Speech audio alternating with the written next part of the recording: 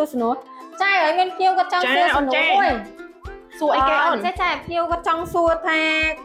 មានម៉ូទ័របូមទឹកណាដែលអាចប្រើប្រាស់ជាមួយនឹង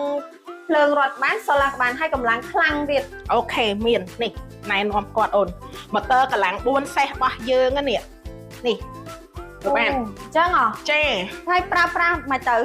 ប្រើផ្ទាល់មួយសូឡាតែម្ដងហើយភ្លើងរត់ក៏ប្រើផ្ទាល់ដែរអូអត់ចាំបាច់មានដុំបំលែងអីអត់មាននេះវាមានដុំបជារបស់វានៅក្នុងស្រាប់តែម្ដងខ្លាំងណាស់ចាចឹងនិយាយថាគាត់ខ្សែចូលមកបានចង់ប្រើជាមួយនឹងសូឡាផ្ទាល់យប់ឡើងចង់ប្រើជាមួយភ្លើងរត់បានទេបានអត់បញ្ហា24ម៉ោងបានចំណាយលុយច្រើនណាស់អត់មានទេចំណាយតែម្ដងប្រើបានគ្រប់តែម្ដងអូលុយនេះសំខាន់ណាមុខវានេះ140ចឹង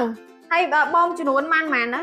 បូមបានរហូតដល់ទៅ200ម៉ែត្រគីបក្នុង1ម៉ោង200ម៉ែត្រគីបហ្នឹងហើយអូនអូបានចំនួនទឹកច្រើនទេចឹងអ្វីសំខាន់ប្រើសូឡាតែ8ទាំង8ទាំងអស់សូឡាតិចទៀតហ្នឹងហើយចឹងបើគាត់ចង់បានធ្វើម៉េចចាអូបើគាត់ចង់បានងាយស្រួលតាក់ទងមកកាន់ Page Water Pro ផ្ទាល់តែម្ដងចឹងឬមួយបើថា